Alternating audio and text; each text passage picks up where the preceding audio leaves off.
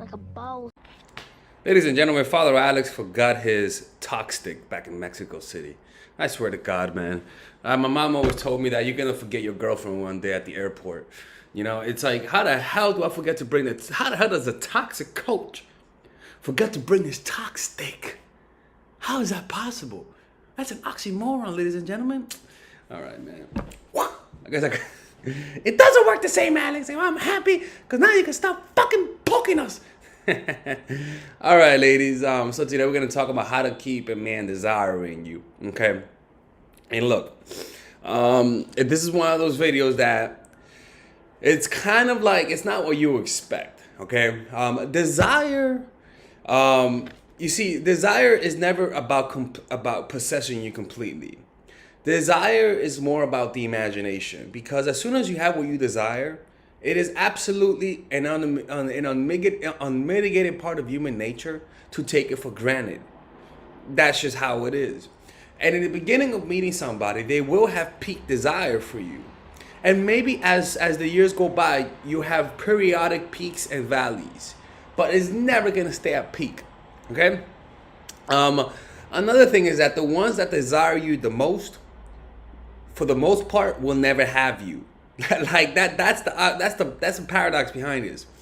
Is that there are guys out there that want you more than your man, but the only reason why they desire you is because they cannot have you. Okay, so that's the second thing. By the way, we're having a seminar in New York City this September. We're having a meet and greet on Friday, and not this Friday, but you click on the description when that is. On Friday, and then a seminar, a 3-hour seminar on Saturday. The meet and greet is gonna be like 1 hour or so. But for freeloaders. But the next day is gonna be a full-on seminar, and it's pretty much gonna be about my book, The Chase, where I teach you guys how to make guys chase. It's pretty much fundamentals of attraction. So I will check it out, or else I'm closing the channel. Okay, go there, or I'm closing it. And this video was sponsored by some of our loyal, and the Lord and Father, not the Lord, and the Lord means loyal Patreon supporters, as you can see here. For $25 a month, you can ask me a question that I'll make a video about it. And I have other bonuses in there that you can see, like a book club, or like a separate YouTube channel where I post videos there that I don't post on YouTube. I'll even draw you. I gotta send some drawings out today, actually. But yeah, go check it out, or I'm closing the channel. Don't piss me off. So yeah, man. So that's the first. Second thing is that the guys that like you, the guys that desire you the most, will never they will never be with you, and as a result, you'll always be in their imagination. Desire is mostly in the imagination. Why? Because desire is dopamine. Desire is the anticipation of something good, right? It's not about liking it. It's about desiring it.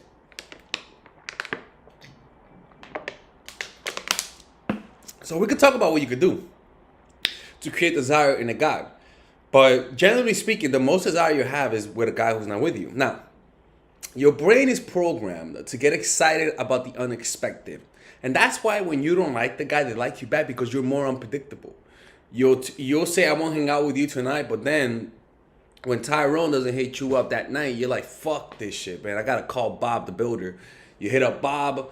Bob is like, hey, baby, right? Hey. I don't know, that's how I sound like that's how like a dweeb sounds like in my mind. Hey girl, right? And he'll be there for you. But what happened? You just give him a dose of dopamine. He wasn't expecting you. You hit him up. He gets excited, right? And you do it so infrequently that every time you do it, it still gives him a spike of dopamine. So because of that, he's always gonna be in that state of like, oh, is she gonna hit me up? Is she gonna hit me up? Always thinking of you. And maybe you guys can even relate to this. Maybe you guys are in that situation where you don't know when he hits you up, and when he hits you up, it feels so exciting. It's not that you love him or like him. It's just that you're addicted to it.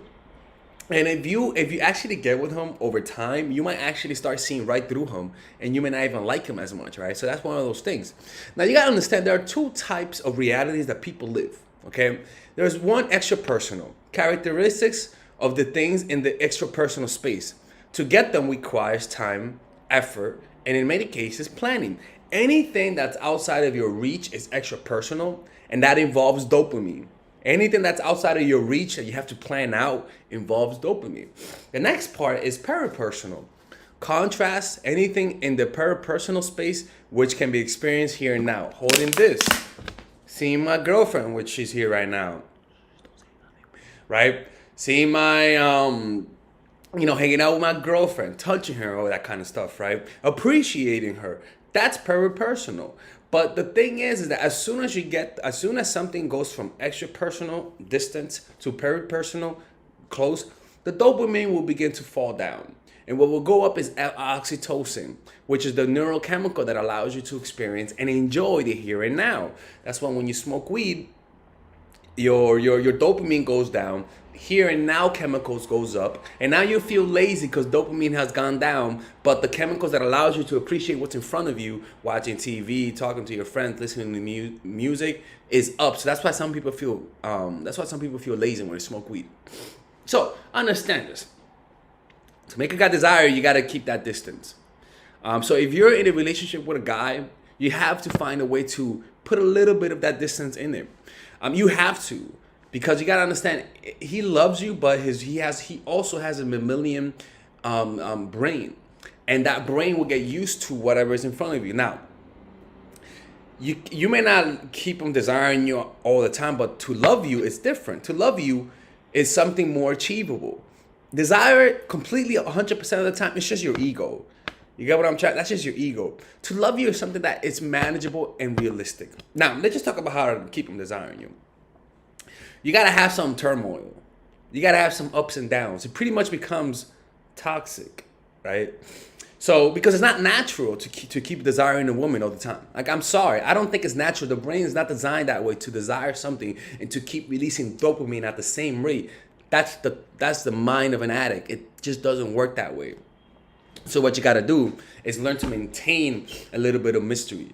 Use your head, plan out things, give them some random little surprises. Yes, it takes planning. Yes, it takes thinking. That's why most people don't do it right. So from time to time, don't text him back on time. As long as, this is the key though, there has to be trust between you guys. I'm sorry. You guys have to trust each other. Because if you do this and there's no trust, he might think you're cheating. Like, that's the kind of trust I want. I don't want that kind of trust where we're like, oh, this bitch is going to do this shit now. No, I want the kind of trust where he says, okay, I know she's not banging her personal trainer, so what the fuck is going on? Like, that kind of stuff. I don't want him, because as soon as he starts thinking about you banging Jamal, the running back and shit, or Bob, or fucking Jake, the quarterback, it's not gonna work in your favor. He's not gonna react with desire. He's gonna react with with jealousy that's filled with rage. That is not what we're asking for, because that shit, he could break up with you or hurt you. What we're asking for is him thinking, is she losing interest? That's the only thought that we want. Right? Like, what is she up to? Right? Not the who's she with, none of that shit. Because if you guys are in that position, I'm sorry, you guys will not last long, and it's better off to cut your losses while you could now. Okay? All right, ladies and gentlemen, if you guys ever want to learn how to use your feminine energy to influence people, learn how to use your masculine energy to become more assertive, and also learn how to blend both energies to improve your dating life, your spiritual life, honestly, your relationship life, your family life, your career life, this is the course for you. If I had to make a course for my nieces, I have two nieces, one is 19 and one is 15. 16. Holy shit. Oh my God, he's a bad fucking uncle. He's a bad uncle. Get him. Shut up, Melissa. You should get this course, right? And this is the course that I will make for them. So, for example, watch the curriculum, right? In the first week, we're going to be showing you how to establish a strong masculine foundation without letting it hurt your feminine energy. This masculine foundation is a source of who you are, right? It's your bodyguard. Without this, whatever feminine energy you create will be destroyed by the outside, because your masculine is your shield. So we'll talk about goal setting. We'll talk about how to develop a serious attitude. We're going to be talking about how to use more logic, how to use more goal-oriented behavior. It's more how to be a man. Now the next one is how to embrace the feminine energy, right? This one would teach you about how to minimize excessive masculine traits, developing self-awareness, healing abundant feminine energy, regulating your emotion, mastering voice qualities and facial expressions, surrendering control, and allowing pain to be felt.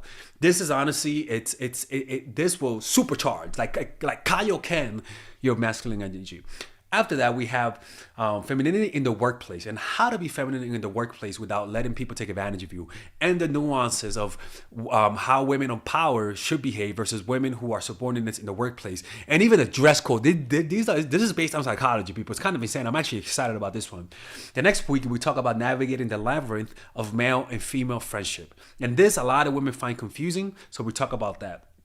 And how to identify envious friends, how to identify the good friends, how to keep male friends, and how to keep female friends. Week 5, we talk about how to release the burden of the past and stop and destroy mental projections. This is actually really powerful. And then week 6, we talk about how to increase your observational power so that you could read people better.